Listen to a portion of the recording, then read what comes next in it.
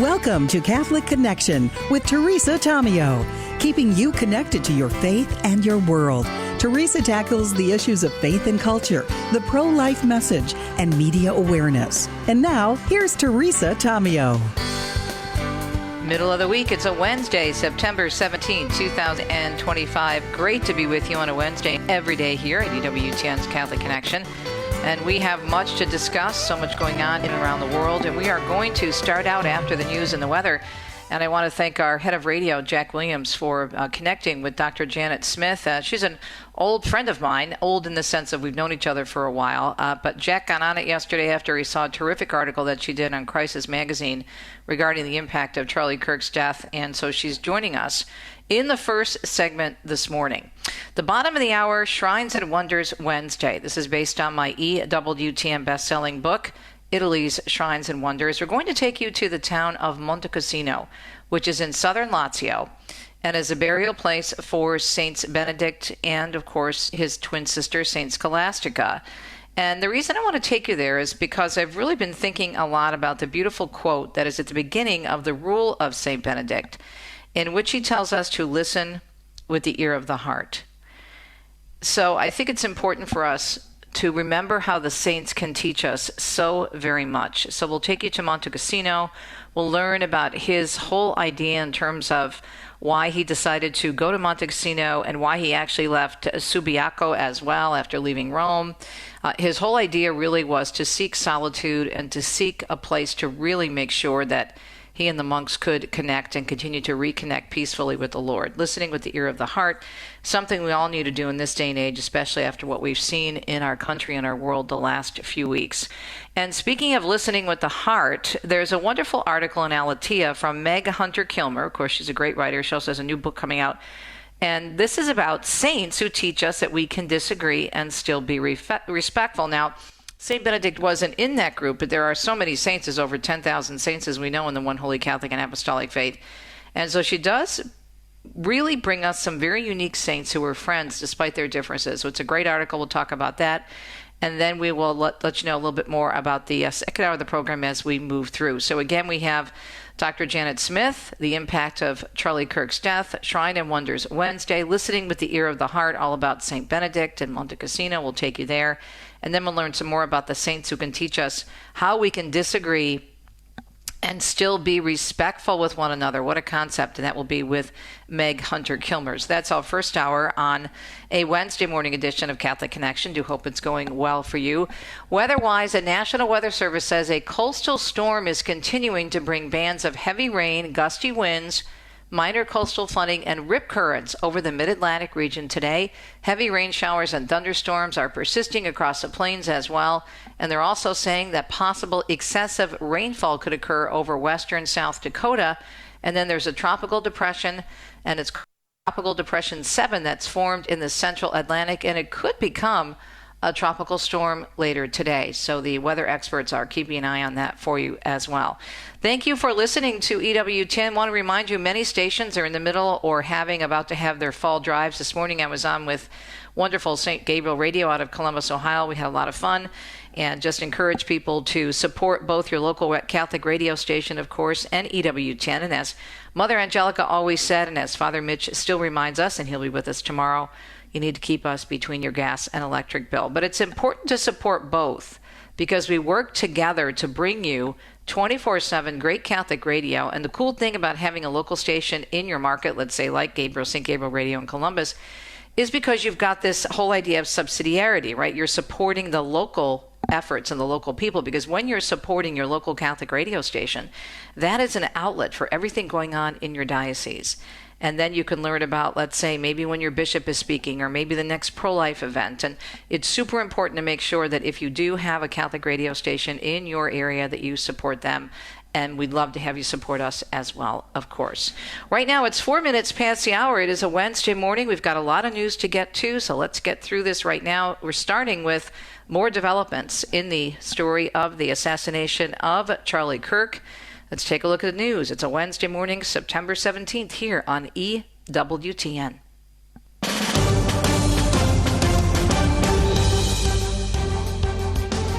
Well, the man accused of assassinating Charlie Kirk is being held now without bond in the state of Utah. Tyler Robinson appearing at a virtual hearing in Provo yesterday, where he was informed the state is seeking the death penalty in his case. We did file just recently, within the last few minutes, a notice of intent to seek the death penalty. That was filed by Utah County Attorney Jeff Gray. That was State Prosecutor Chad Grunander, the 22-year-old Robinson appearing in a green bulletproof vest and nodding as the judge spoke, never changing his expression as all of the charges against him were read aloud.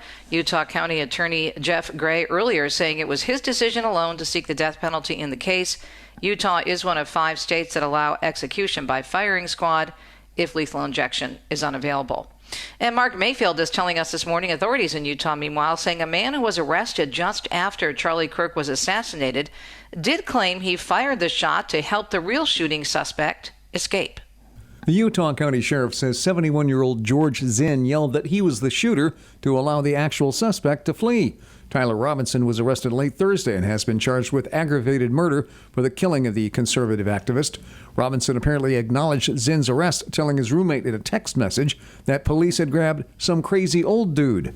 Zinn is being held on charges of obstruction of justice and possession of child sex abuse material. I'm Mark Mayfield. President Trump and Vice President Vance will both deliver remarks at the memorial service for Charlie Kirk this week, and the Hill reports both will speak at Sunday's service at State Farm Stadium in Glendale, Arizona.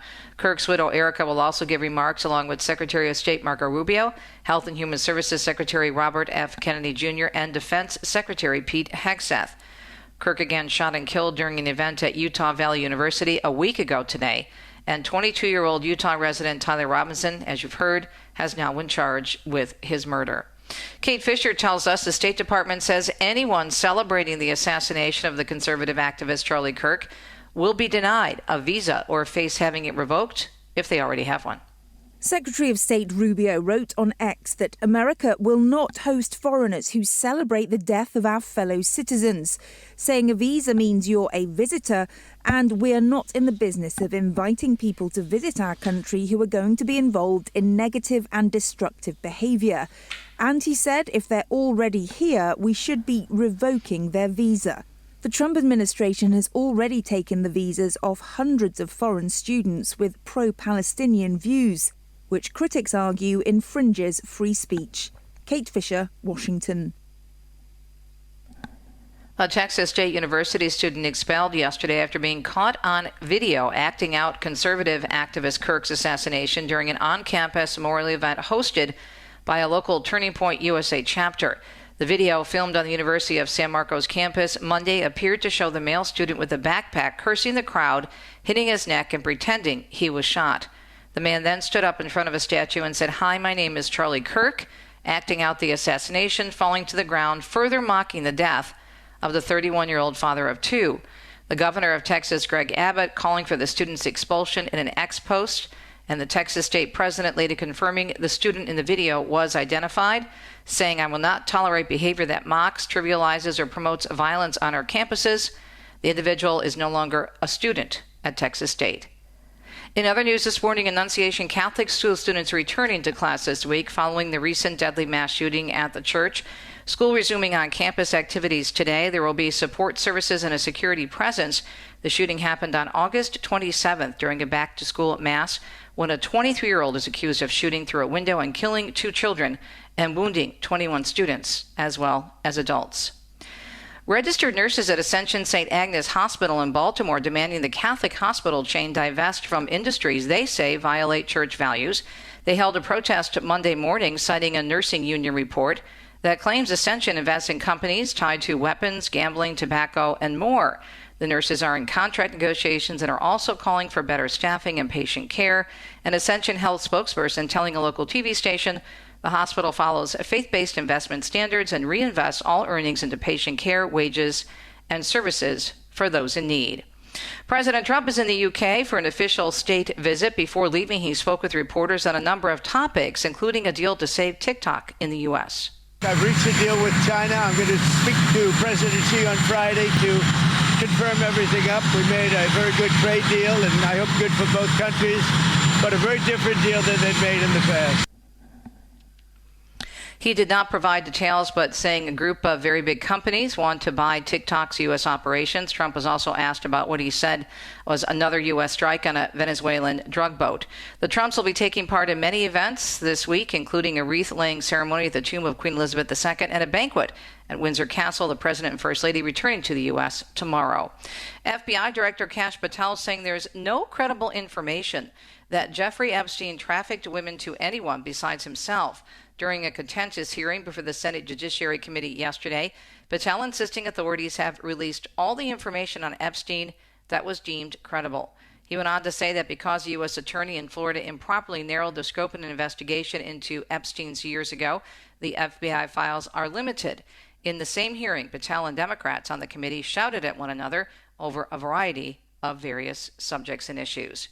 And state terrorism charges against alleged United Healthcare CEO killer Luigi Mangione have been dropped. The 27-year-old learned at his Tuesday court hearing that he's no longer facing the top murder count, but the second-degree murder charges remain. The judge tossed the charges of first-degree murder as an act of terrorism, ruling the charges were legally insufficient. The judge said hearings for Mangione's case to start on December 1st, but a trial date has yet to be determined. Mangione has pleaded not guilty to charges in New York and Pennsylvania, along with federal charges. And Tammy Trujillo tells us OpenAI is announcing a new teen safety feature for ChatGPT. Now the AI chatbot will include an age prediction system and ID age verification in some countries. OpenAI CEO Sam Altman described the struggles of balancing OpenAI's priorities of freedom and safety in a recent blog post. He shared that the company was working to build a system that would try to sort users into a version of the software for adolescents 13 to 17 and one for adults 18 and older. The company made the announcement hours before a Senate Judiciary Committee hearing on the potential harm of AI chatbots was set to start. I'm Tammy Trujillo. And you may recall during the weather, we were talking about some issues with the weather in terms of some systems in the Atlantic. The National Hurricane Center tracking 2 Atlantic systems, with Gabriel expected to be born in the central tropic Atlantic in the near future. But currently right now, models look to curve that out north of the islands out there, so no threat here to Florida. Hurricane specialist Larry Kelly saying a second system just coming off the African coast and a bit south of a dust plume has a low chance of development over the next week. Well, they're currently monitoring the entire region as we shift into late September and October. The Caribbean and Gulf traditionally become the hotbeds for tropical weather development. And Jennifer Pulsoni tells us Academy Award-winning director and actor Robert Redford has passed away.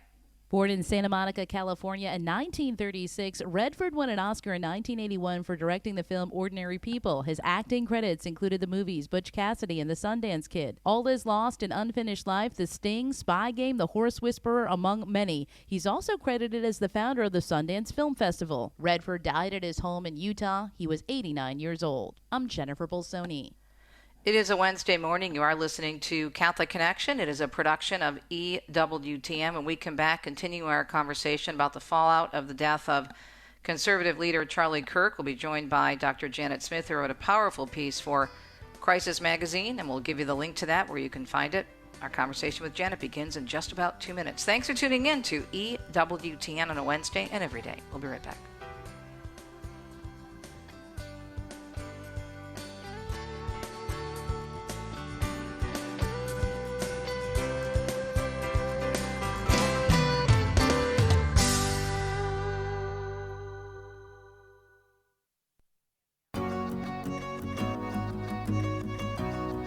Fifteen minutes past the hour. It is a Wednesday, September 17th. Great to be with you on EWTN's Catholic Connection. I've known Janet Smith a long time for her great work on so many levels. Theology of the Body, of course, retired from Sacred Heart Major Seminary in Detroit. And she's a fantastic moral theologian and a fearless pro-life leader. And I really appreciated her article on Crisis. The website Crisis will give you the link. But Janet, this is such a big story. It has so many legs and so many people from, you mentioned this in your piece on Crisis, from across political spectrums, religious spectrums. People feel like they've just been sucker punched in so many ways. What was your impact when you first heard the news? And thanks for joining us this morning. Well, I heard he was shot, and I was with a friend. We were going for a walk, and we both of us went and sat at a bench and said a rosary. And I just couldn't believe that Charlie Kirk was going to die. And then, about 15 minutes after we finished the rosary, the announcement was that he had died. And it just takes it out of you. I mean, it's like a family member, and in an odd way worse, because you grieve for yourself when you lose a loved one, and you grieve for your immediate family. But with Charlie, you grieve for the whole world, everybody now, and all these people to come that will never have. I mean, thank God, there are so many videos of Charlie. I mean, I've been, ODing on them for days, and he's just so wonderful. But you just think all the good that he could have done. No, sometimes I think maybe God has more good out of what has happened than if he had lived till 70. He had an impact that's unbelievable, and his death has introduced so many people to him. On my Facebook page, I wrote these things, and people would say I'd never heard of him before. And now I looked up his stuff, and I can't get enough of him. Mm-hmm. And I think that's what's happening. People who we had no idea how many people had heard of Charlie Kirk. They said there were something like 15 billion views of his videos. Now, that's not 15 billion, different people. But, there's billions who watch him every time he comes on, and there's others who are becoming introduced to him. So it's an extraordinary thing. I mean, Christ died at 33. God could have kept him alive till 75. But 33 was the right number. And the good that all those apostles and disciples that went out from Christ, and all the young men and young women now who say, I am Charlie Kirk. Mm-hmm. I'm not quiet anymore. I'm going to say, I love Jesus, and I'm going to say it in public. And he was so beautiful. He treated people with such enormous patience. I watched one this morning. A woman shows up with a rainbow shirt, and just advertising all sorts of things about herself. And he just talks to her, and she thinks everything he says. He's trying to impose religion on people, and he shows no. I do. My deepest foundational beliefs are biblical, but I can make a rational case for every one of them. And she's having a hard time. And then he just says, anything else you want to say? I think there's something about Christianity that bothers you. Can you tell us what it is? Oh, okay. Well, just know we're going to be praying for you. It was so beautiful. No dismissal, no hatred, just wanting to listen, wanting to understand. Amazing. Yeah, there's so many things being revealed here, because so many people automatically assume, that with the media give this impression, the culture gives this impression, certain people on the left, that because he was a strong conservative and stood up for marriage and family and life, that he was automatically a hater, right? We get put into that category of a hater, but then they start watching the videos and they listen to something, for example, as you just described, and that's what's changing people, I think, and they're realizing, I've been duped. Oh, I think that's absolutely right. I mean, there's a couple of people who put out public challenges and say, I will give you $1,000, I'll give you $10,000 if you can find one racist statement by Charlie Kirk. And you can't just take an isolated sentence. You have to give the whole context of where that sentence appeared, because often there are things that he was refuting, and people say, well, he said this. And he said, yeah, he said it to refute it. And people have not found one. They have not found one instance where you can say this was, without question, a racist statement when you see the whole context. I mean, he arranged for a black leadership conference in the White House. There are countless videos of black men and women, Asian men and women, kids, punks with, purple hair, who say, I loved Charlie. He listened to me. He cared about me. So people are paying no attention. Again, they don't listen to you, Teresa. All right, they're only listening to mainstream media, which they're not after the truth. They're after smearing people who disagree with them. And I read this morning that Turning Point is going to sue some of these people for defamation. Good. And just say, good. You see, they have to learn. They have to be accountable for their words. Right.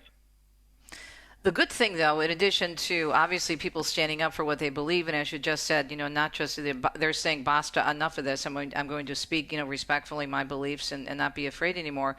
But I'm sure you saw the stories that are showing now the inquiries for interest in Turning Point USA over 50,000. I think the last number was 54,000 people. I don't know if it's just individuals or college groups, but 54,000 inquiries about Turning Point USA.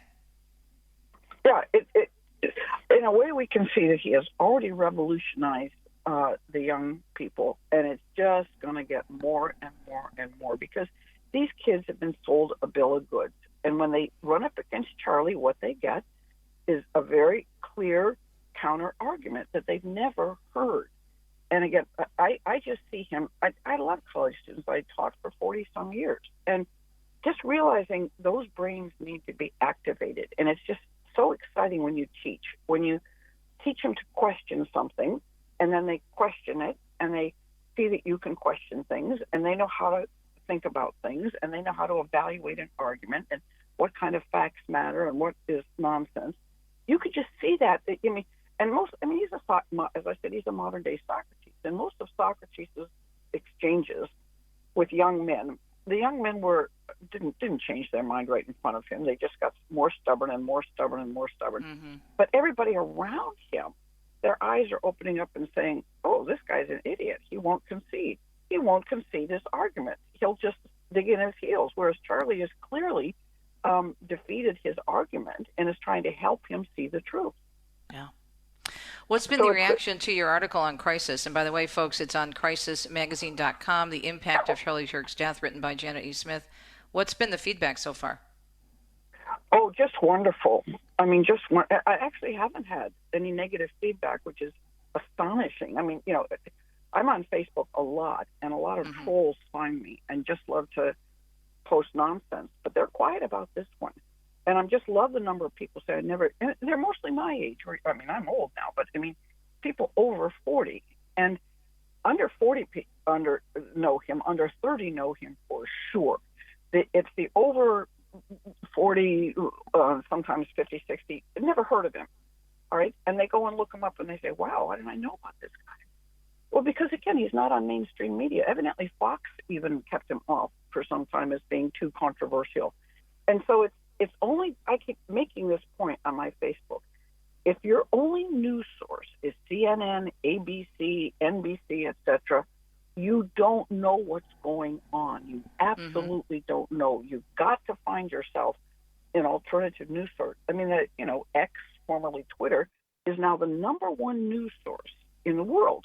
In the world, more people are getting their news from it, but not enough. I mean, you can choose what you hear from. You don't have to. If there's certain right-wing sources you don't like, X is open to everybody. Everybody and anybody can post whatever they want on X.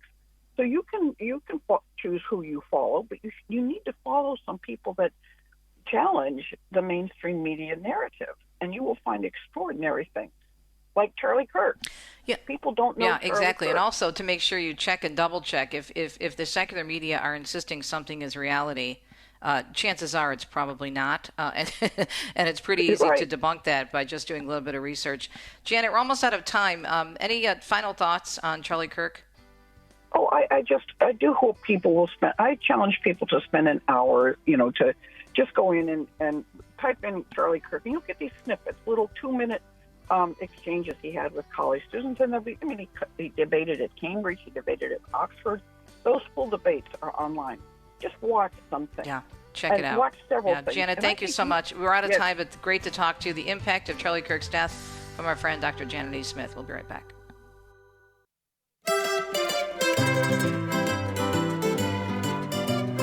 27 minutes past the hour. Hope your Wednesday is going beautifully. September 17th, 2025. Feast of St. Robert Bellarmine and St. Hildegard, both great minds in the church. Another great mind, St. Benedict. Listen carefully, my son, to your master's instructions and attend to them with the ear of your heart.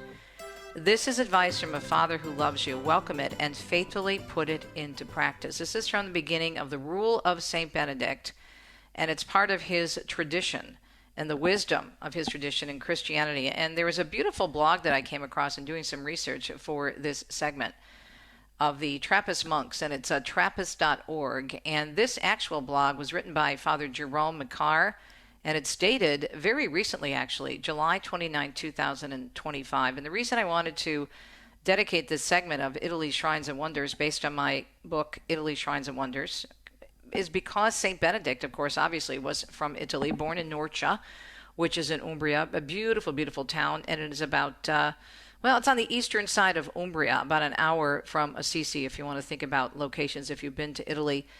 But what's interesting about St. Benedict is, even though he and his twin sister, Scholastica, were born in Norcia, Benedict was sent to Rome to study.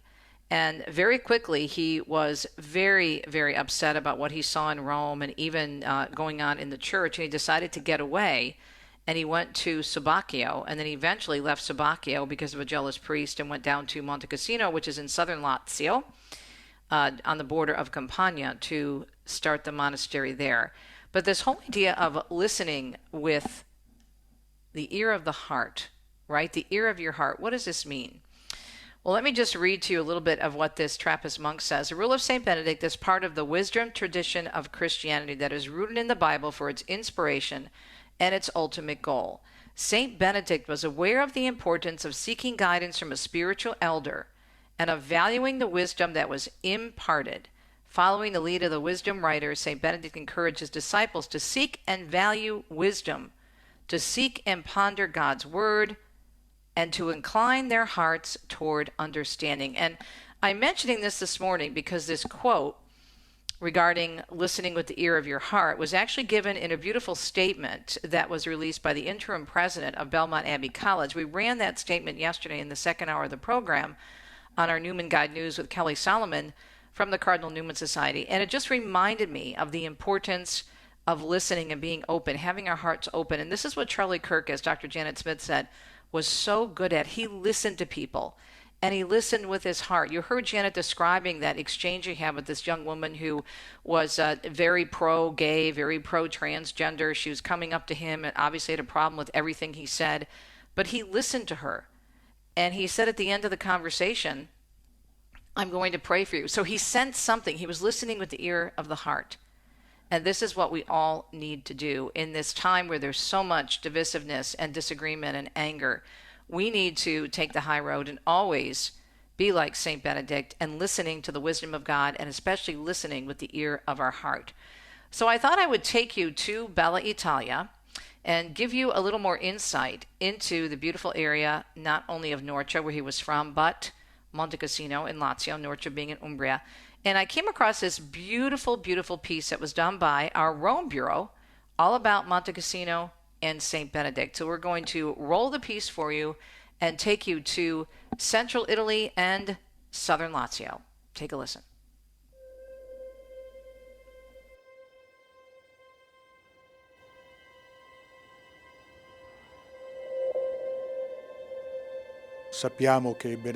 We know that Benedict came to Montecassino from Subiaco, where he had begun his monastic life, first in an eremitic form, and then cenobitic form, with a community. Because of the jealousy of a local priest, Benedict decided to leave Subiaco with a group of disciples and arrived to Montecassino around the year 529. Following the destruction of the Roman Acropolis and pagan temples dedicated to Apollo, St. Benedict began construction of various oratories, dedicated, among others, to St. Martin and St. John the Baptist. In this first monastery of the order, St. Benedict wrote down his renowned rule, shaping a monastic life centered around prayer, work, study, and hospitality.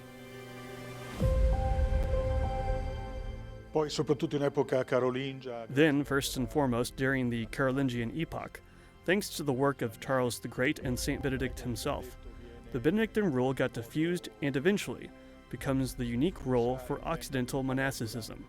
From that moment on, the Benedictine monasticism, from here in Montecassino, becomes not only important but unifying for the monastic experience during the reign of Charles the Great, but also in the following epochs.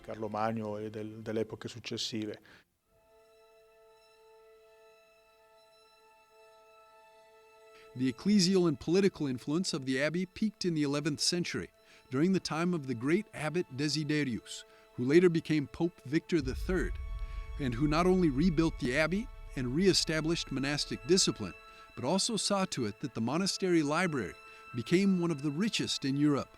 by collecting and translating manuscripts from all cultures, nations, and times into Latin. Noi qui abbiamo due luoghi dove custodiamo il patrimonio. Here we have two places where we preserve the literary patrimony. The first place is the archive, where all the old manuscripts are, and the other is the library, which is where we are standing right now, where all the printed books are. We have what we call an ancient source, which is the one we are looking at right now, and which is composed over 32,000 volumes. By ancient sources, we mean incunables, that is, books printed after the inventions of the press by Gutenberg, and all the way until 1830. Da parte di Gutenberg e fino al 1830. However, the preservation of the many literary and cultural treasures of the Abbey proved to be not an easy feat. Throughout the centuries, the Abbey suffered several destructions, such as by the Lombards in 570, by the Saracens in 883, and by an earthquake in 1349. The most notable destruction, however, happened just 80 years ago in 1944, when the monastery was bombed during the Second World War. La zona in cui The zone where the monks lived, the oldest part of the monastery where the cell of St. Benedict was located, was saved from destruction, so neither monks nor civilians died there, as they did in other zones. si è salvata. Also, the burial place of St. Benedict and St. Scholastica was somehow miraculously saved. The place was saved because a grenade that fell there didn't explode, but there was a loss of lives. And then, of course, for the symbolic value which the Abbey represented, certainly there was an event that in some way had a big emotional impact, certainly for this territory and the Abbey itself. Beautiful piece, and you can find that from our Rome Bureau, and you can go to the YouTube page of EWTN and look it up. It's really, really well done, and it takes you, again, to areas of Italy that are associated with St. Benedict. And just a reminder, this beautiful quote, let's think about it this week, and let's ponder it. We need to listen with the ear of our hearts, to be open to people. And here's another great quote from this Trappist monk blog. If we wish to listen with the ears of our heart, we need to separate ourselves from external noise and work at cultivating internal stillness. Silence safeguards a space for us to listen to God's voice and experience his hidden presence. St. Benedict did that so well, and in many ways so did Charlie Kirk. Otherwise, he wouldn't be able to debate as well unless he really listened with the ear of his heart. What a great thing to emulate. We'll be right back.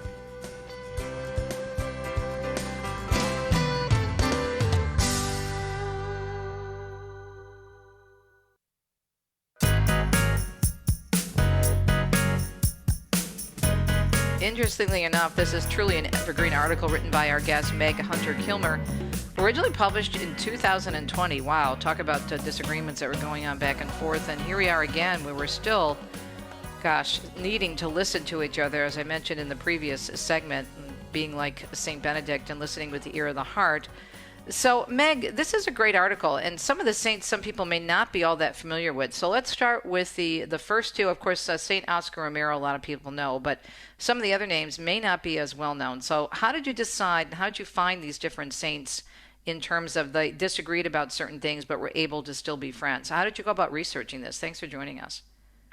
My pleasure. Glad to be here. You know, I kind of just keep a database of saints in various different categories, and at some point over the years, I was like, gosh, there've got to be saints who really were ideologically enemies, but recognized that in most circumstances, ideology doesn't give you a right to consider a person your opponent. Now, there are obviously outliers. There are some really toxic circumstances if someone is like an extreme racist, right?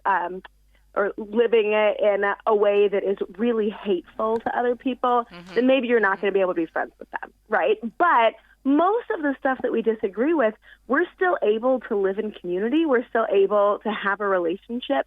And Oscar Romero and his friend Rutilio Grande were really the first pair that I ran across where I was like, oh, wow, I don't know that these two would be friends in 2020, but they were really close in the 70s. I wonder what was going on there. So what was going on? Tell us.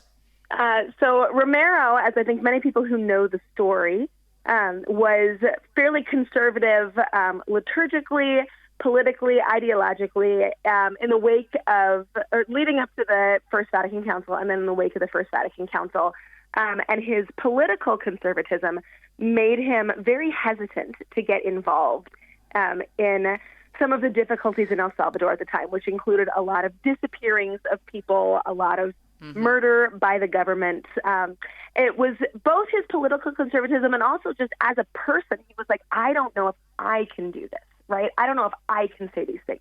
Meanwhile, Rutilio Grande, he's one of the priests in the button-down shirts and the khakis, right? He's very interested in a lot of the reforms of the council, both liturgically and in seminary formation, right? These are guys who end up on the opposite side of a lot of issues, but didn't see that as being an impediment to their friendship. Rutilio actually...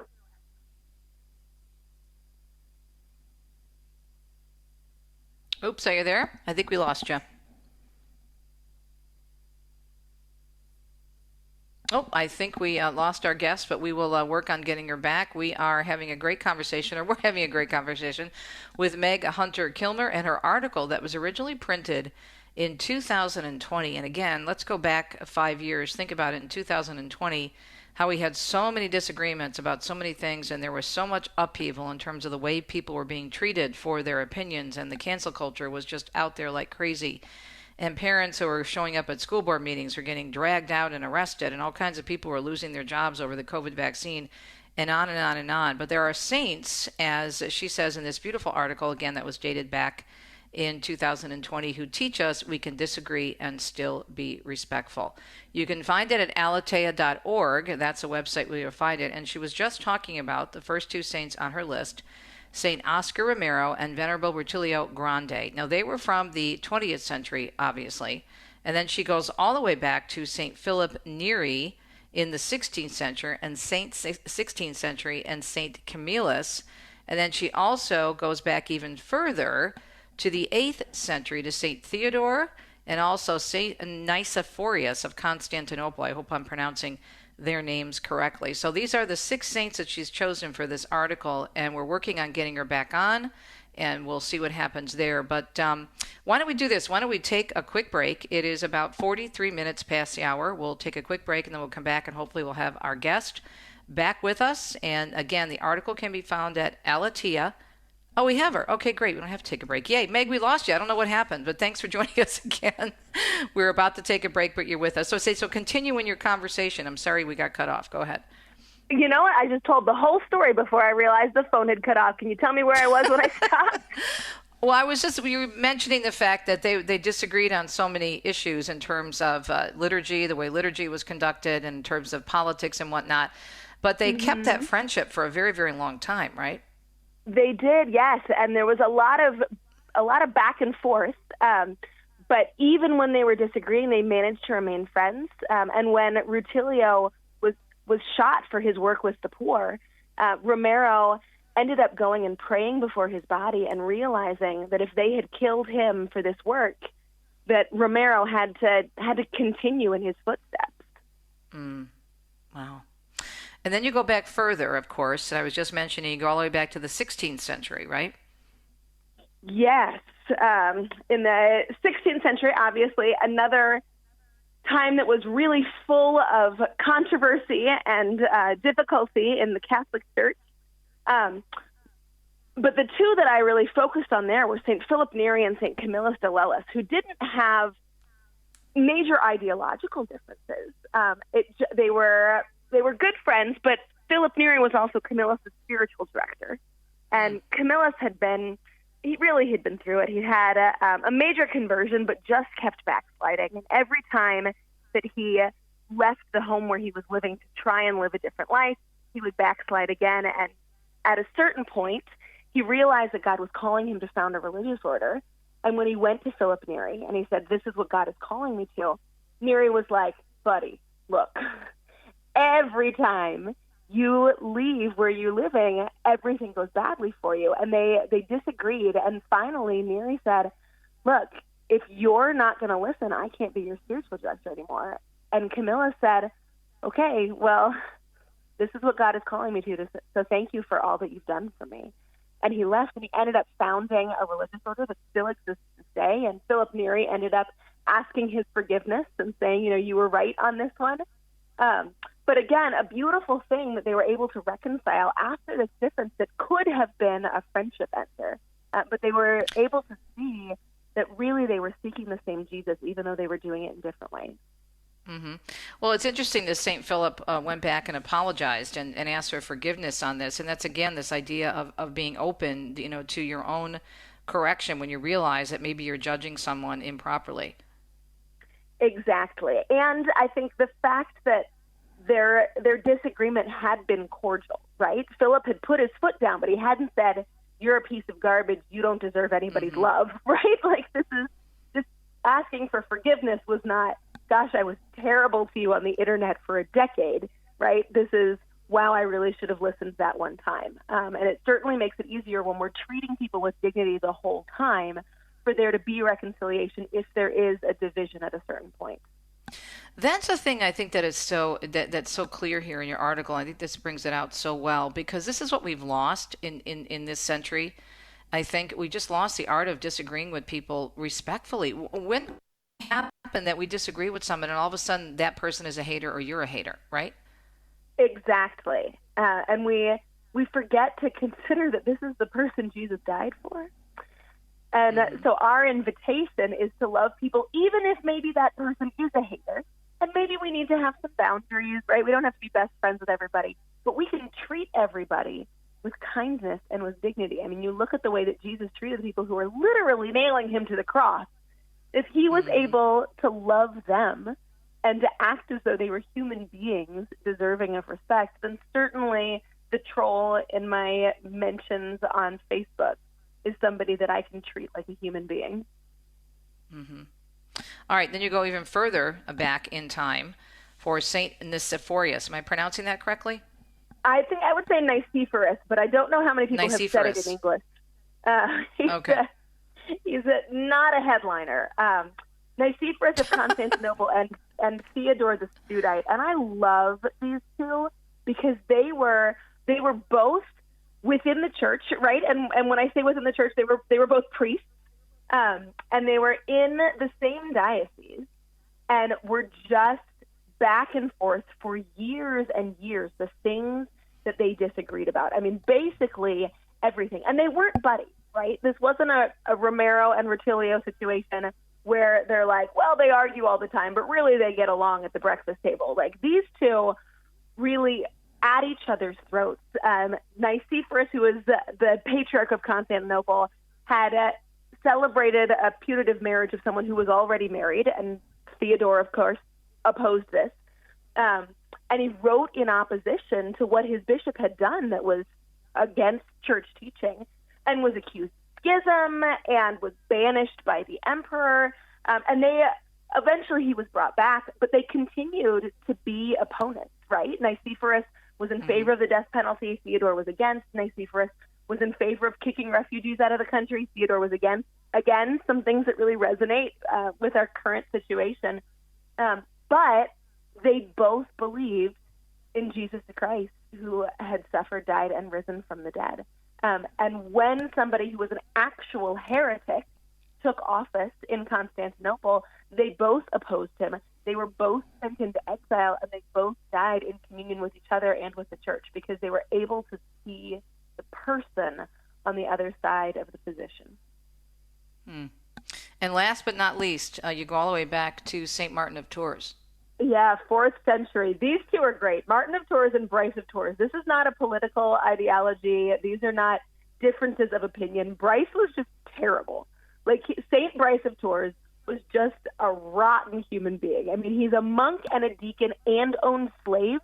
Like, really? How did you manage that as a monk, right? And he's, like, arrogant. And Martin of Tours was the holiest man alive. And he had adopted Bryce as a child, raised him in the monastery, and Bryce was all the time trash-talking him and calling him a barbarian and calling him the old fool, right? Like, made fun of him for the location of his birth because he hadn't been born in the Roman Empire.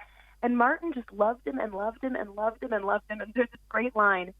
He said, if Jesus could come to terms with Judas, then I can certainly come to terms with Bryce. And yes, I love that line. I love that comparison because there are times when I look at my opponent and I'm like, this person really is Judas Iscariot in my life. And she's like, Mm-hmm.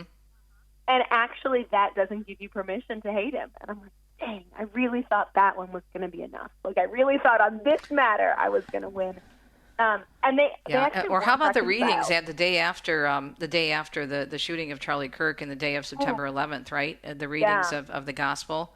Pray for those who where you walked in and you were like, love your enemies. Yeah, and you were like, this wasn't chosen for September 11th. This was just what the Lord had in mind for us to hear today, that we are obligated to love no matter what. Yeah.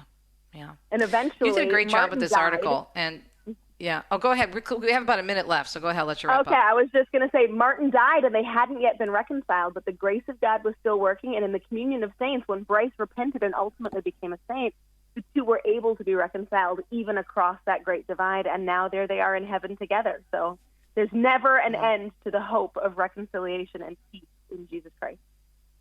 Amen, sister. A well-written article, and I'm hoping that they republish this, put it out there on the website now, because it's something that I think is evergreen and timeless. I mean, especially for what we're going through in our country today.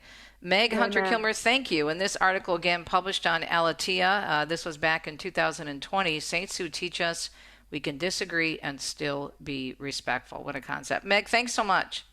My pleasure. Have a great one. You too. Have a great week. And we will be back to let you know what's coming up in the second hour of Catholic Connection. Again, the article entitled Saints Who Teach Us We Can Disagree and Still Be Respectful, going all the way back to the 4th century with St. Martin of Tours and St. Bryce of Tours. If they can do it, so can we, because we're supposed to emulate the saints, right? We'll be right back.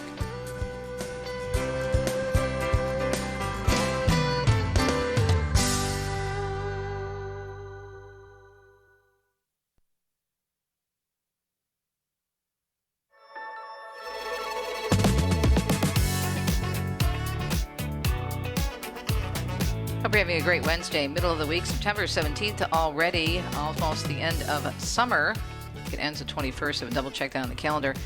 And moving right along, the second hour of Catholic Connection on EWTN's Radio Extra is coming up. And in 2 cents, I want to take a look at the ethics or lack thereof of journalism. I found another interesting video with an expert on journalism ethics who's going to walk through the 5 points of ethics in journalism. And I also want to play a clip, a very alarming clip from, I guess it shouldn't be alarming, ABC News, and this reporter who is highlighting the text between the gunman in the Kirk shooting, Robinson, and his boyfriend, who apparently identified as a girl.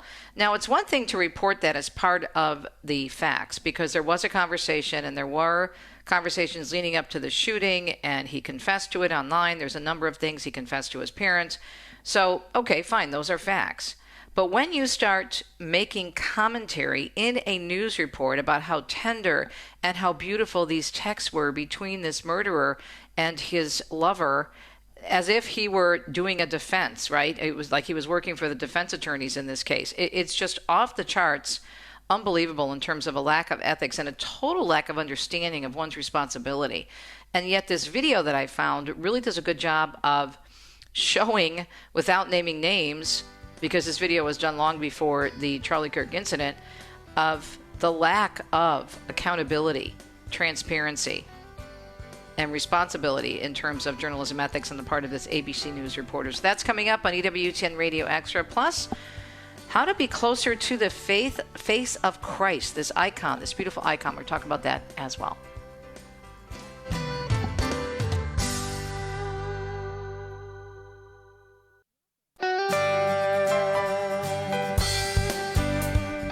Welcome to Catholic Connection with Teresa Tomeo, keeping you connected to your faith and your world. Teresa tackles the issues of faith and culture, the pro-life message, and media awareness. And now, here's Teresa Tomeo. Second hour of Catholic Connection here on EWTN's Radio Extra. Thanks so much for tuning in on a Wednesday, September 17, 2025. Continuing our conversation in the news this morning and in our 2 cents segment regarding Charlie Kirk and the assassination that took place a week ago today on a college campus in Utah. Big memorial service coming up this weekend on Sunday. We'll have all the details in the news. So coming up in 2 cents, we're going to take a look at this bizarre, but I guess it's not so bizarre when you consider the state of the media and the extreme bias on the left. There's a reporter on ABC who does a story about the information that's being released now by the authorities. There was the press conference yesterday. There was the court hearing in the arraignment of Robinson, the 22-year-old suspect who admitted to shooting and killing Charlie Kirk. He admitted to it online in texts and conversations with other people in different chat rooms. He also admitted it to his parents. He's not cooperating with the police, apparently, but there's all kinds of trails everywhere else in terms of him being associated and connected to the shooting.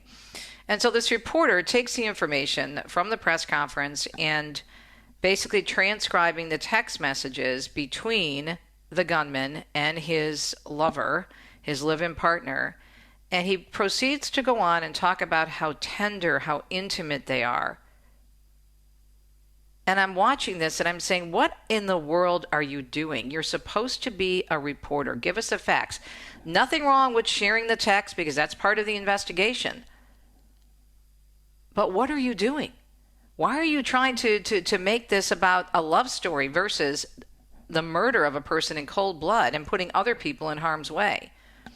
So we're going to share that ridiculous excuse for a news story, a report, and take a look at how it compares to accuracy in journalism, the foundation of ethical journalism. 5 points: accuracy, independence, impartiality, humanity, and accountability. We'll talk about that in 2 cents. And then we're going to, do something that's super important. This is what we always have to remember. My spiritual director always says, all things Christ. And I'm looking forward to speaking with Dr. Carrie Gress, and she's going to help us increase our devotion to the holy face of Christ. And can't we use that right now? Oh my goodness, with everything that's going on. So that is our program for today, the second hour of Catholic Connection on a Wednesday, middle of the week. Let's take a look at the forecast before we check the news. There's a coastal storm impacting the mid-Atlantic, and we have heavy to excessive rain in the plains, and we have Tropical Depression 7 in the Atlantic. So here's more details on the weather. A coastal storm continuing to bring bands of heavy rain, gusty winds, minor coastal flooding, and rip currents over the mid-Atlantic region, and that will happen today. We also have heavy rain showers and thunderstorms that are persisting across the plains, with possible excessive rainfall over the western South Dakota areas, and a tropical depression, as we said, number 7, forming in the central Atlantic. It could become part of a tropical storm, and they say that could happen sometime today. We appreciate your listenership here at EWTN, and this is again the second hour of our program, EWTN's Radio Extra. Right now, let's see what's happening in the news on a Wednesday, September 17th. Here we go.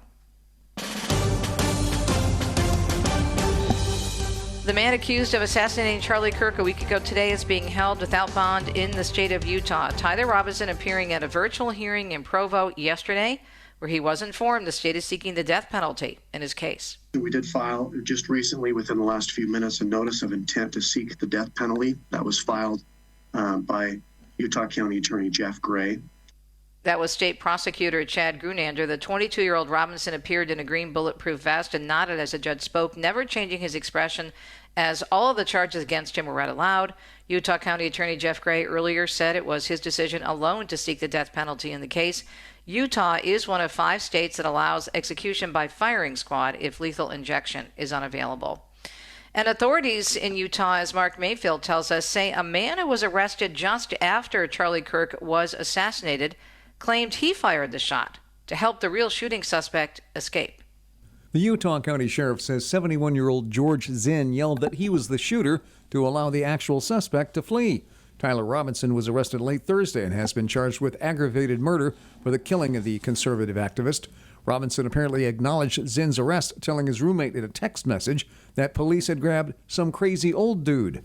Zinn is being held on charges of obstruction of justice and possession of child sex abuse material.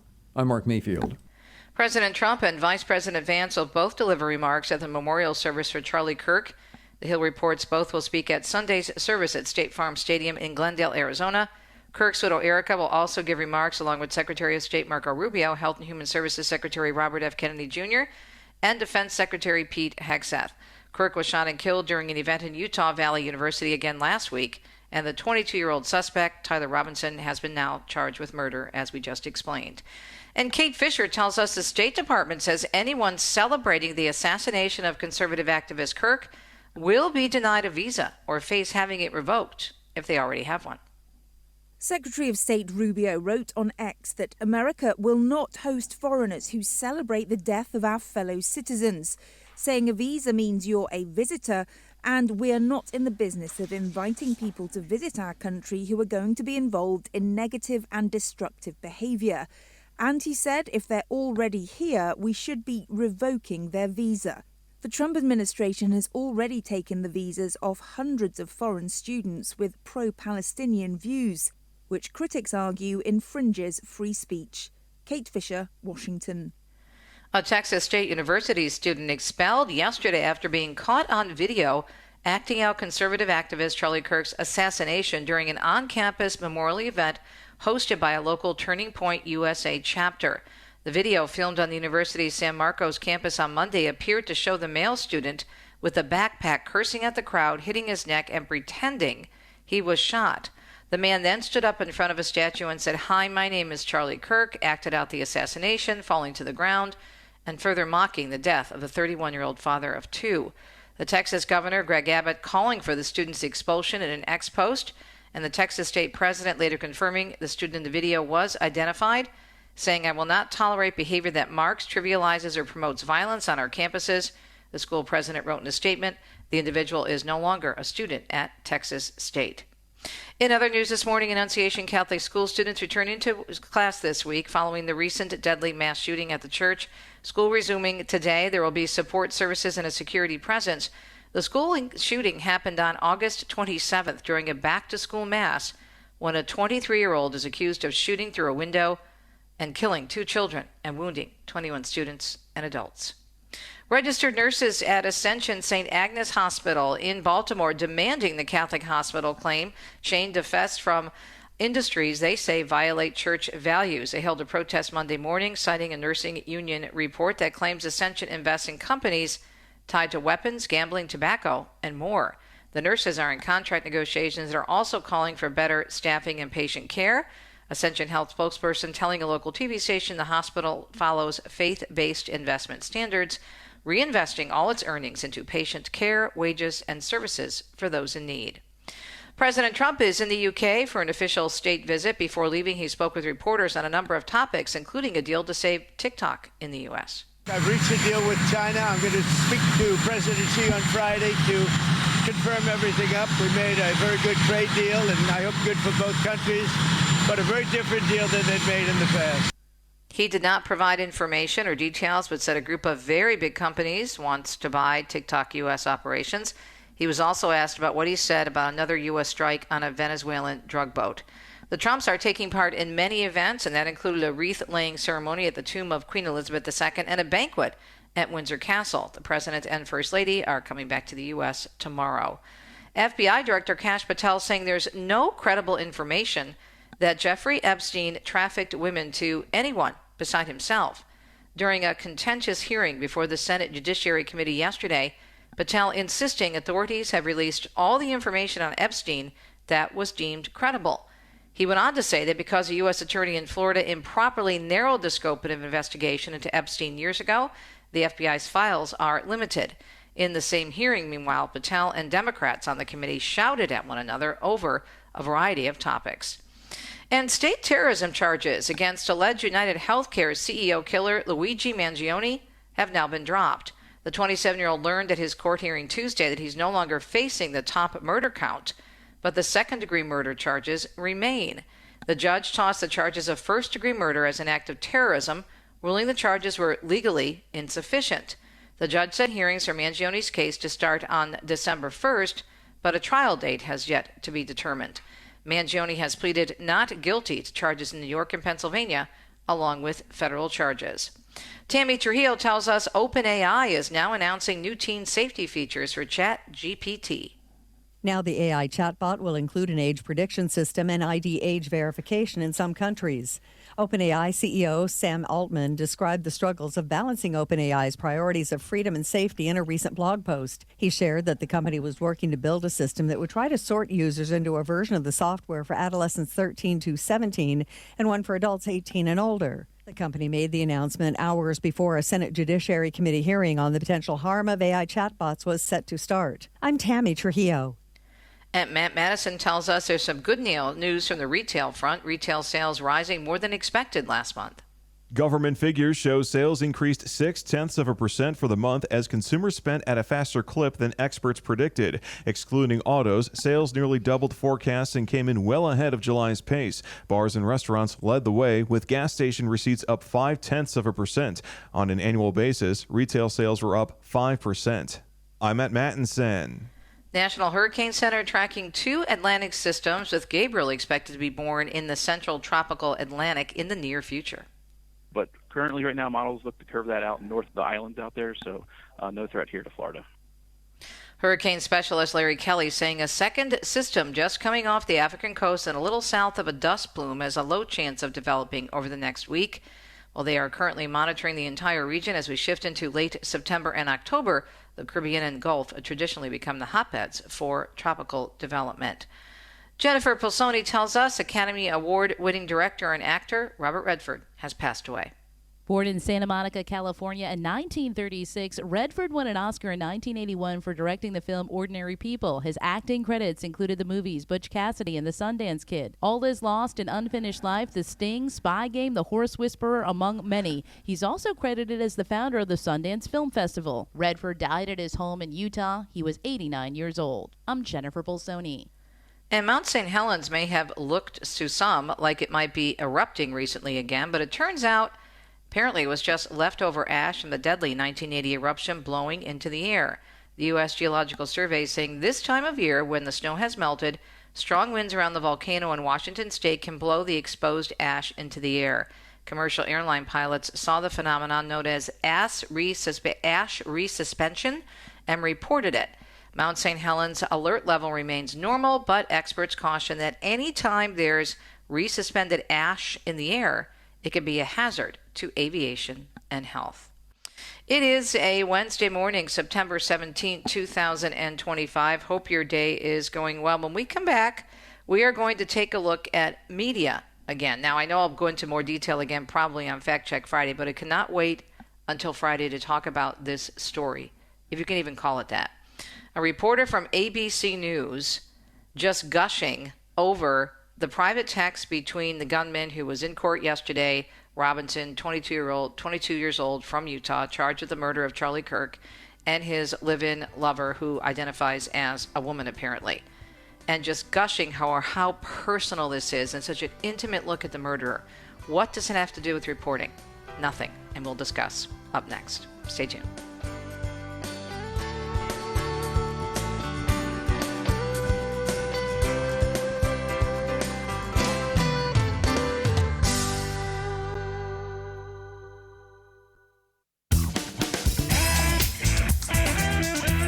There's so many examples of bad journalism out there with this horrible story involving the assassination of Charlie Kirk last Wednesday, a week ago today. I don't know where to begin. I told my producer Richard that there'll probably be more of this on Friday for Fact Check Friday. But as I said going into the break, I could not wait until Friday to share this with you because it's very important.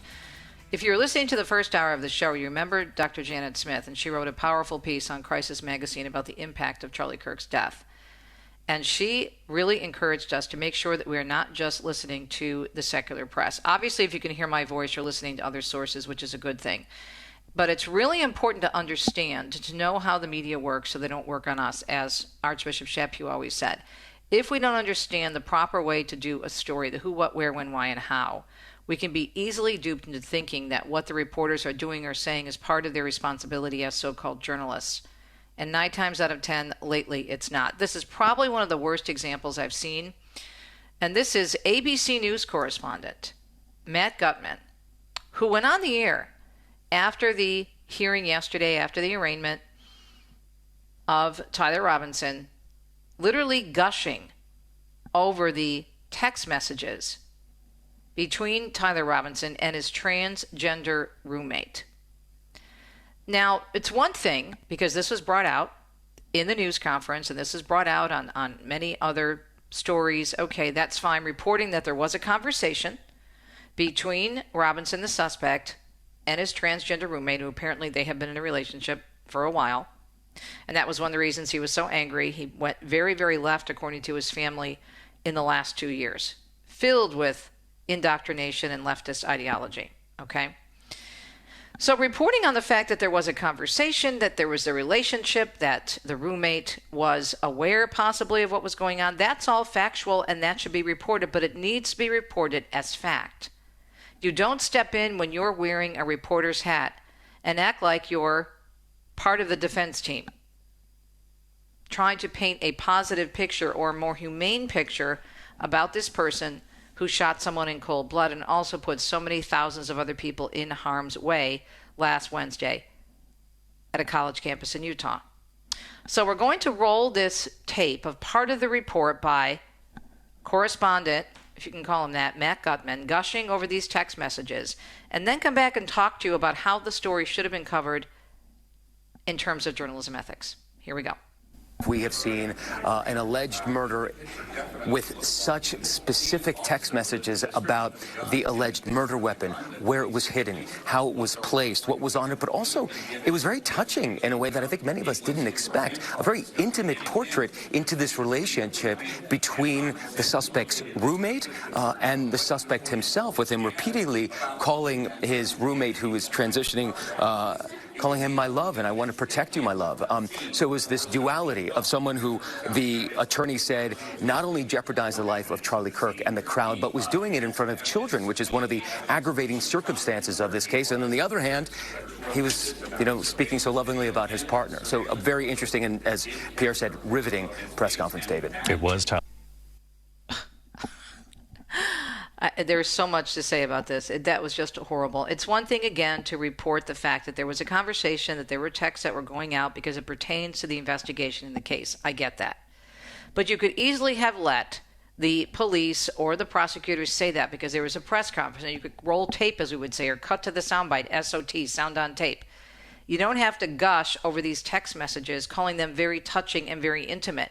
Because what you're doing is, again, you're trying to sound like this was a very, very healthy relationship, and that really this gunman was just trying to protect his boyfriend or girlfriend, whatever the person was, and where they are in that process, God only knows, and we pray for them. But you get my drift.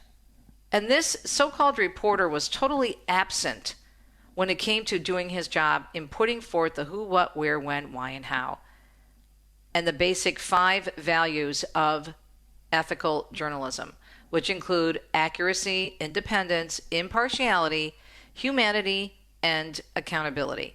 So think about that audio that we rolled for you as you listen to this expert from the Ethical Journalism Network, Aidan White, on the 5 values that are supposed to be the foundation of ethical journalism. Take a listen. And the first of them is accuracy. I won't say truth, because truth is a very long word. It actually gets us into a discussion about really what is true and what is not true. But accuracy is very important. So therefore, the first principle is no deceptive handling of the facts. We work in facts, so fact-based information. Secondly, there's the principle of independence. The work that you do is your own work, but it's not on behalf of anyone else. You're not there to be a spokesman for the government. You're not there to be a representative of a particular business group or a special interest group. You have transparency in what you do, so that when you are speaking and dealing with your audience and producing material, you're acting independently as an independent professional. Thirdly, there is the principle of impartiality. That is to say, you recognize that there's more than one side of a story. And very often there's more than 2 sides of a story. And as a journalist, you're responsible for looking and thinking about what are the other sides of this story. Here is one story that's being told, but what are the other opinions that I need to bring in to make the story whole? And then fourthly, there's the question of humanity. As a journalist, you're expected to show humanity. And what I mean by that is you're expected to be aware of the consequences of what you publish and what you broadcast. So you have to be aware that sometimes the words you use, the pictures you show can do damage. They can be harmful to people. It's not the job of a journalist to do undue harm. It's our job to protect people.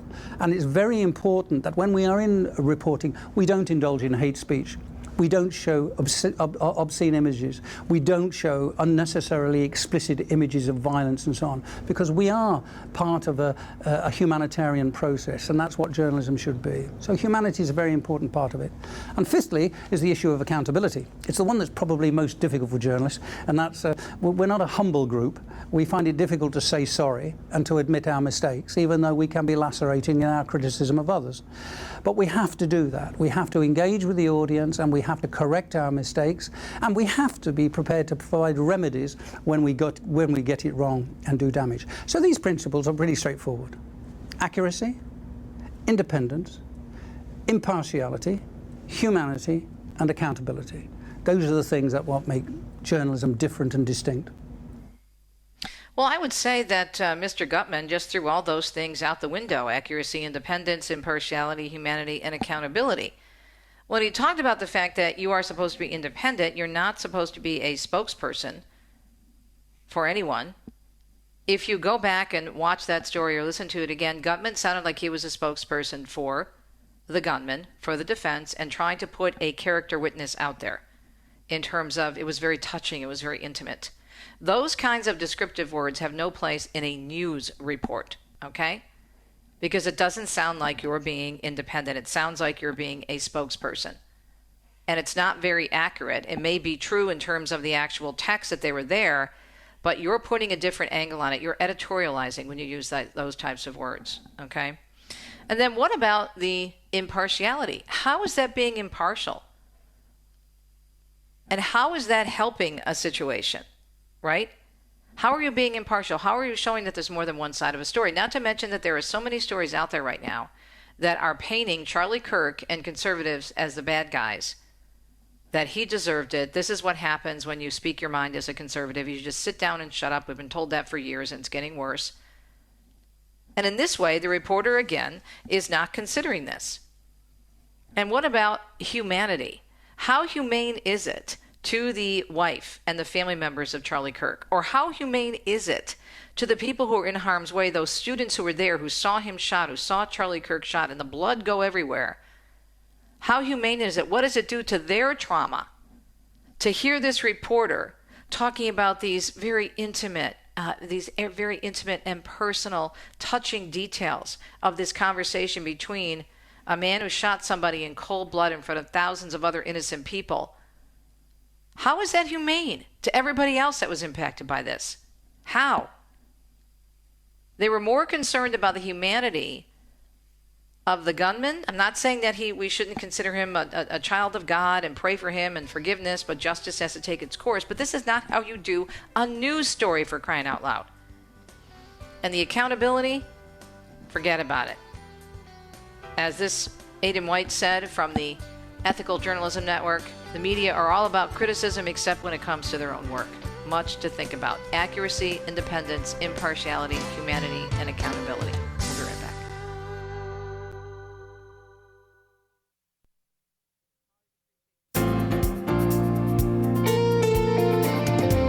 Always appreciate the great work of Dr. Carrie Gress, who's given us so much insight into womanhood and especially what radical feminism has done to us and how we misunderstand who we are, made in the image and likeness of God. It's a beautiful article that was posted earlier this month. We'll give you the link to it, and she's writing on Substack here. But I love the title of this and this whole idea of focusing on our Lord, 7 ways to increase your devotion to the holy face of Christ. The Lord is seeking out new St. Veronicas. Carrie, I know this came out a couple of weeks ago, but boy, can we use this right now. Good morning. Thanks for joining us. Good morning. Thanks so much for having me. Yeah, no, it really feels poignant, I think, at the moment, for sure. And I think that was what the devotion was intended for sure, in our times. So tell us about the devotion. Is it fairly new in the church? It goes back to the 1840s, and it was a nun who received this messages from Jesus, and then it was eventually approved. And the whole idea is really just to recognize the importance of the holy face of Jesus, and of course the pain and suffering the face itself experienced during the Passion, but also just the beauty of his face. so poignantly captured in St. Veronica's veil. So I think the idea is just to really imprint on all of us the face of Christ, which, what can we ask for that would be better?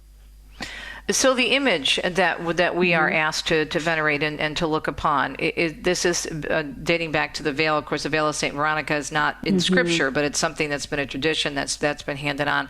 But are we encouraged to just look at an image of our Lord's face, or are we encouraged to find an image online or somewhere of one associated with this tradition in the Church of St. Veronica? So there's not one specific version. Okay. There's a couple that have been medals and whatnot that have been struck. But I think that it's the idea, of course, is just the to have this intimacy with the face of Christ, and really to recognize that's what we need to honor that. And the message was talking specifically about the ways in which we live with irreverence, blasphemy, and of course taking the Lord's name in vain, and really recapturing back into us this idea of the sacredness of the holy face and the reverence that's due it and due God, and to really restore that. And it's certainly connected with all the things that we're dealing with in the culture today, the woke culture, communism. In fact, that was really what it was meant to fight, was these radical ideologies that we know are enslaving us in so many different ways to the state, and have been doing so for well over a century now. Yeah. So you have 7 ways we can get closer and learn more and devote ourselves to the face of Christ. Number 1 is read more about the devotion, right? Yeah. So that's 2 of them. It knocks out. One of them is just a great tan book about learning about the devotion and where it came from and the messages associated with it. And then the next one is a more recent book, also by Tan, called The Secrets of the Devotion of the Holy Face. I think that's the title of it. Secret of the Holy Face.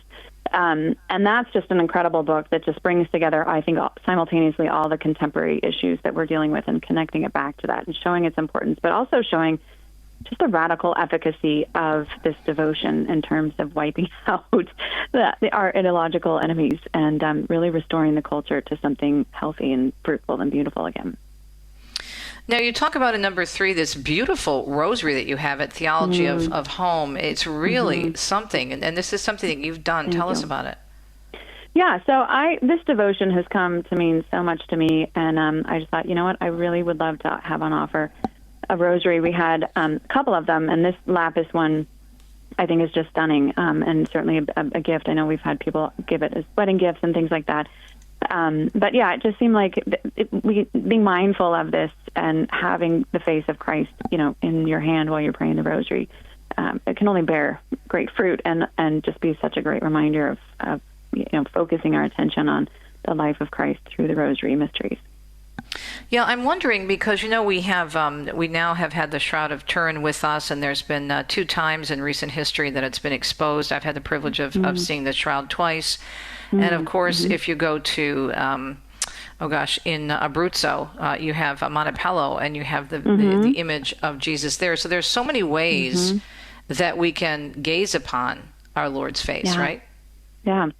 No, and not only that, I think too, there's something very just fundamental in the human heart that we have this longing for his face too. And I think providing images like those you've just mentioned to have in our homes, or very tangible ways to be reminded of him, is really important for the sacramental life.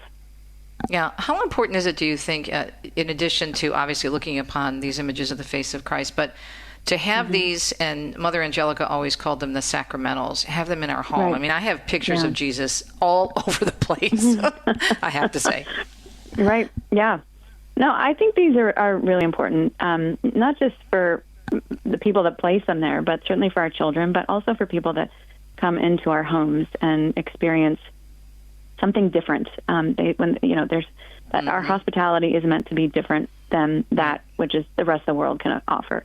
So they may feel small and subtle, but I think that their impact can, over a long period of time, can absolutely not just form ourselves, but form our children, their friends, all the people that we encounter in small ways. Yeah. Talking with Dr. Carrie Gress, a fellow at the Washington, D.C. based think tank Ethics and Public Policy Center, and a scholar at the Institute of Human Ecology at Catholic University of America. She's a doctorate in philosophy from the Catholic U and is the editor, of course, of the online women's magazine Theology of Home. All right, so next up on the Hip Parade, how else can we look upon the face of our Lord? So the Hallow app now has the chaplet to the Holy Face. And it's read by Major League pitcher Trevor Williams. It's 6 minutes long. There's a long intro, that like a 2-minute long intro that kind of gives you the backstory, which you can skip.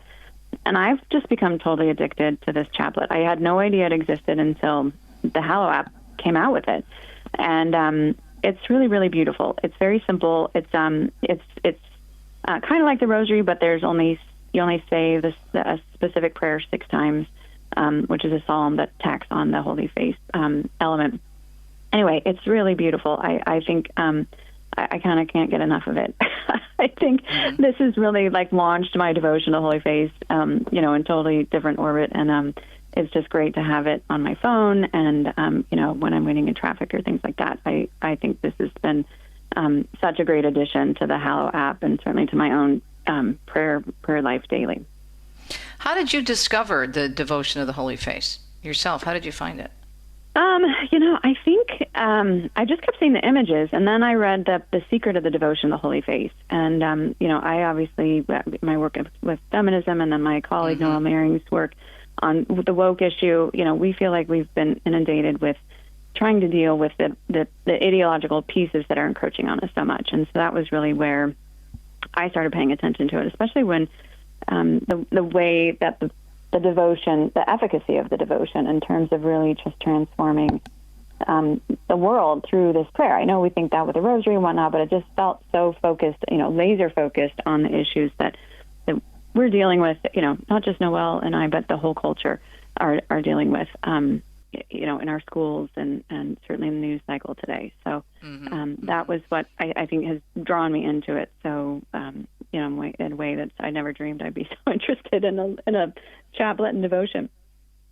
Yeah, I do think that right now we're feeling, at least on some levels, and we can talk about this when we come back in terms of the woke culture and your research on this. I think there's somewhat, and maybe I'm wrong, but my prayer is that there's somewhat of a paradigm shift that I think is happening with the shooting last week or recently of Charlie Kirk. We'll be right back more with Dr. Carrie Gress, a beautiful piece, 7 ways to increase your devotion to the Holy Face of Christ. We'll be right back.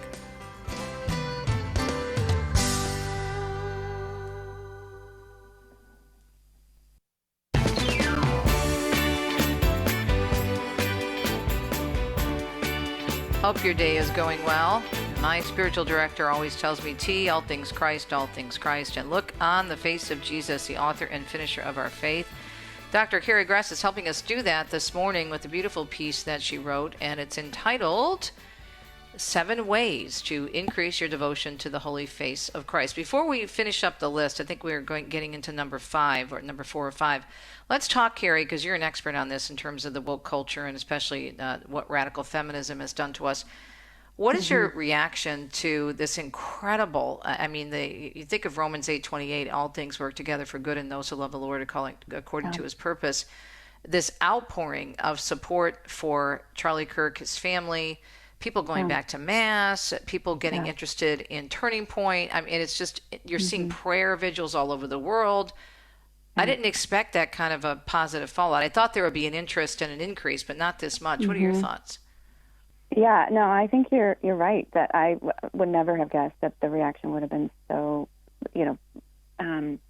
just on a visceral level, and people just want more. They want to go deeper. They want this change in their life, and I think it's incredibly exciting to see that. I think it's obviously abetted by the fact that Charlie Kirk was such a good soul. Like, he was just kind and generous and joyful and peaceful. And I think that, there are other people we can think of that don't have those kinds of attributes, and it could have been a much different reaction. But I think that who he was, and that experience of that kind of person really is what is the engine behind this.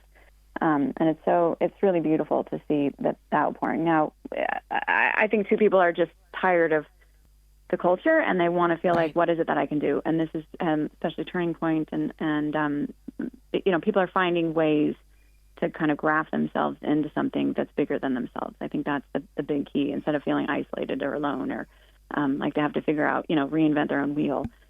They feel like there's a place that they can go and there are other people that they can be with. And that's really an exciting element. I mean, we saw this in Poland with John Paul II, all the Poles, we want God. There's that kind of moment going on, I think, right now. Do you think it's a eventual paradigm shift? Do you think some of it is just people are looking for answers, or do you think it's a combination of both? What do you think? Probably both. I mean, we know as Catholics that there are going to be people that are, the seeds are going to get planted, but they won't grow, and they'll just go back to what it is that they did before. We know those parables. We know that there'll be plenty of people that will go deep, and it will really transform their life, and not just their own life, but their immediate family and the subsequent generations. And so I think that's a really exciting prospect, is to help, the work that we have to do in the church to help those people grow their faith in an ordered way. I think that's really important at this opportunity, and to really pray for them as well. That this isn't something that they, become cynical over, or lose their faith, or get distracted, or whatnot, but that we can kind of continue to keep our eyes on God. Right. Now, all of the issues that you write about and speak about regularly, what I think is interesting right now, a lot of that is being exposed for the lie that it is. Because if you look at, for example, this whole thing with this transgender issue, and I mean, it's coming to all of this is coming to the forefront, I think, even with the shooting in Minnesota. Yeah.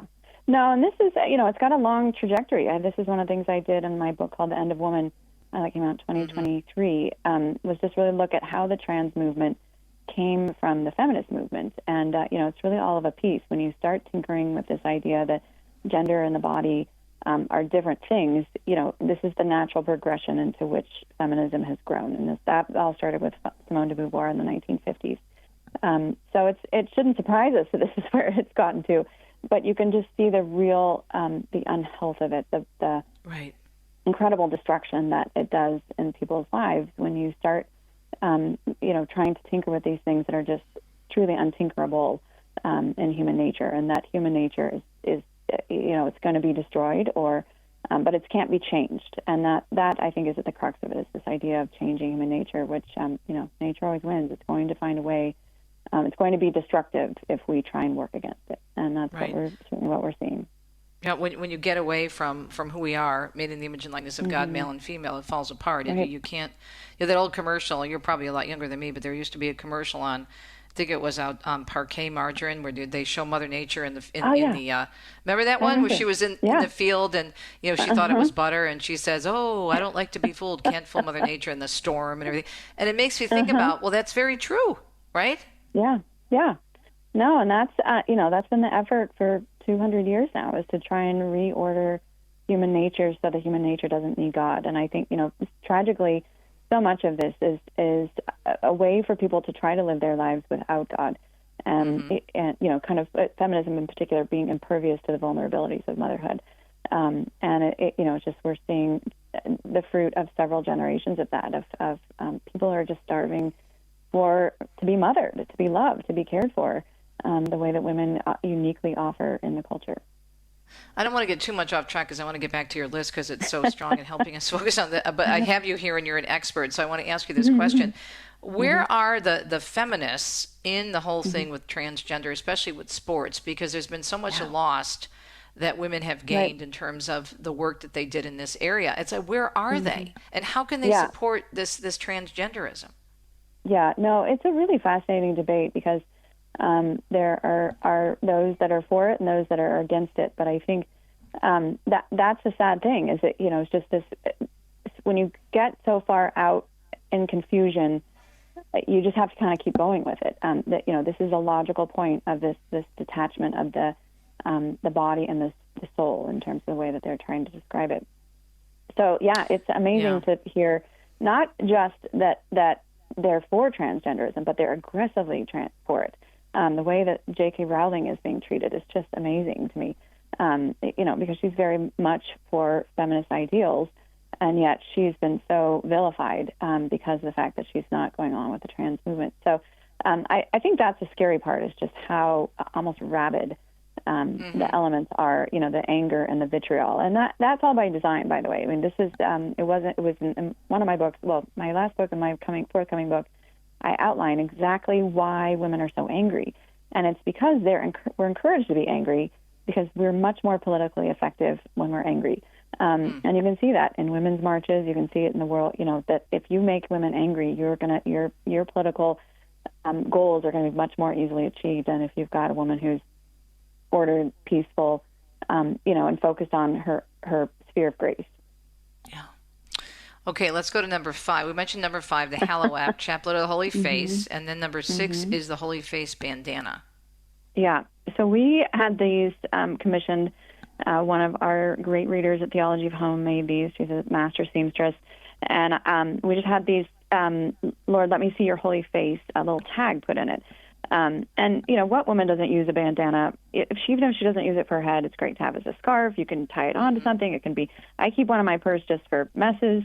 It just seemed like a great thing, kind of a universal way to tuck in this idea of the holy face. That's still beautiful. And, it's a great gift too. Just something, another little reminder throughout our lives, the daily life of how it is that we can draw closer to Christ.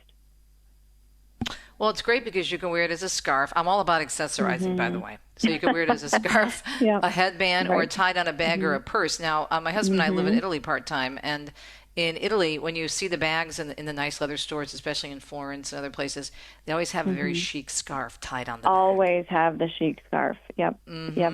No. So there you go. Great. Yeah. You can be faithful and fashionable at the same time. There's no reason why we shouldn't be both. Right. All right. So Holy Face bandana number 6, and one more. And I love the fact that it comes in so many different color patterns too. The bandana. Oh, thanks. Yeah.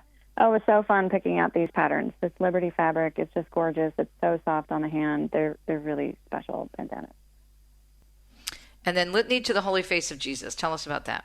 Yeah, so I didn't know about this. I found it, but it's on a Carmelite website, and there's actually a whole litany, and it's really beautiful because it just steps you through Christ's life and, the relationship of the face, when he's born and through the Passion and all of that. So it just is another really rich way, especially I think for those of us that do pray the Rosary daily. It's nice to have a different way to start praying through those mysteries with visuals and mental images. And so I found this to be a really great asset for that as well. All right, I want to review the numbers. The 7, of course, is God's perfect number, but we're going to start from the top, and this is from the article 7 Ways to Increase Your Devotion to the Holy Face of Christ. And Carrie Gress, Dr. Carrie Gress, is our guest who wrote this beautiful piece. And all the information is in the article. It's really great, and giving you links and whatnot, and also where you can buy the items we mentioned. Number 1 is read more about the devotion. Number 2 is read the 2022 book, The Secret of the Holy Face, a devotion destined to save society. And number 3 is the Holy Face Rosary, which you can find at Theology of Home. Number 4 is get to know more about the Chaplet of the Holy Face of Jesus. Hallow has this on their app. And then also the Hallow app, Chaplet of the Holy Face as well. And then the Holy Face bandana, which is really pretty and has a tag inside that says, Lord, let me see your holy face. And then, of course, we go down to number 7, the Litany to the Holy Face of Jesus. So do you think this devotion is growing? I mean, based on the fact that you're writing this article, you must see an interest in it, right? Yeah, I think it is growing. I think it will continue to grow. I just noticed, too, the other day that Charlie Kirk's new book that's coming out is called, I just found it, it's called Stop in the Name of Love, Why Honoring the Sabbath Will Transform Your Life. I think people are paying attention to these areas in which they need, we need to do some tinkering to get back to really honoring God. And, people have a longing and a desire for that. So, I can see a real trend happening in that respect where I think feels like there's some momentum moving in the right direction on this one for sure. Yeah, I think too, and you're the expert, but don't you think the left is having a meltdown, like the biggest meltdown I've seen in a long time? They are. Yeah. No, it's really, there's a real scrambling going on. And, we hope that it's a real reckoning. I know I've been hearing story after story about people saying, I realized I was wrong on this, and then that made me question everything else. And I think it's like that. It's sort of you pull one thread and you start realizing, like, well, if that's not true, then this might not be true. And that's really where the trans movement, I think, has, it just overplayed its hand. There's the ick factor and there's the violence factor. And this is where, Satan just went too far and people are waking up. So I think it's really encouraging. Yeah. Because you have not only obviously the spiritual and the psychological things going on. I mean, it's hugely demonic. But then when you have you're messing with the body, as you mentioned, you can't do that to a person's body and put them on all kinds of different medications and expect them to be acting normally, right? Yeah. No, well, and this is what we've seen with womanhood. I mean, it goes back to the Blessed Mother and this destruction of what a mother is. I mean, Phil Browder talks about, she couldn't talk about when she worked at Cosmo, virgins. Oh, I love mothers. her. She's great. Isn't she the best? Yep.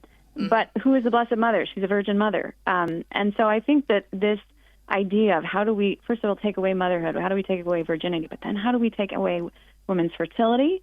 And then finally, how do we take away the marks of the body that define a woman? All of this has been in the works for a very, very long time. And I think we're just finally at the point where people have realized, like, this is not working. This is not good. Yeah, but it's so biblical, as you said. I mean, we know from the beginning that Satan hates women because of, who? The Blessed Mother, right? Exactly. Exactly right. Yep, exactly right. Carrie, thank you. Thank you for this article. Thank you for all your great work. And when's your new book coming out? It comes out in January. Something Wicked. Great. So we'll have to get a copy to you. Yes, and you'll have to come back on, promise. I love it. So all right. Thanks so much for having me. Thanks for this article. It just reminds us to keep, it just takes us back to the center. Okay, look at Jesus. Yeah. Just look at me. Look at me. Look at me. Look at him. It's that simple, huh? He's God. And we are not. That's what we have to remember. Carrie, thanks so much. God My bless pleasure. you. The article is 7 ways to increase your devotion to the holy face of Jesus. All things Christ, as my spiritual director says. We'll be right back.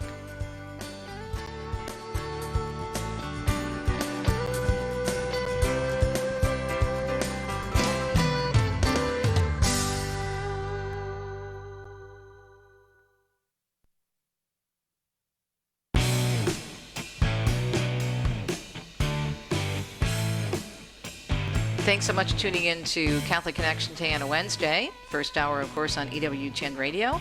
Second hour, EWTN Radio Extra. More information can be found at EWTN.com. And remember, never forget to look upon the face of Christ. And all things Christ, as my spiritual director says, at the name of Jesus, right? It is really important, the sacramentals that Mother Angelica talks about. And I'll tell you what, under my pillow, this is a little personal story. I talk about this actually in one of my books, Listening for God. When I was a little girl, my communion gift that I chose was not something really girly, which is odd for me because I love my bling. You know, when you're kids and you can go and you can get the Mother of Pearl communion books and the pretty lace gloves and the white Mother of Pearl, the faux Mother of Pearl rosaries. I chose this statue of Jesus holding a chalice, and on the bottom, 2 angels, and it says Pani Angelicus. And I have one that is back in our house in suburban Detroit, and I went online and found the same statue a couple of years ago, and I have one now under my pillow in Italy.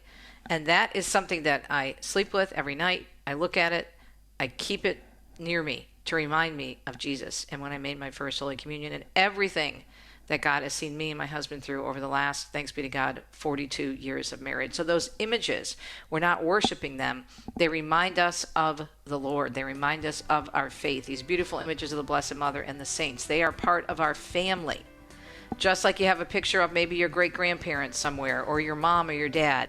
They're part of the family. Never forget that. Tomorrow, our family conversation continues with our very own Father Mitch Pacwa and our friends from Guadalupe Radio about the GRN Academy. Talk to you then.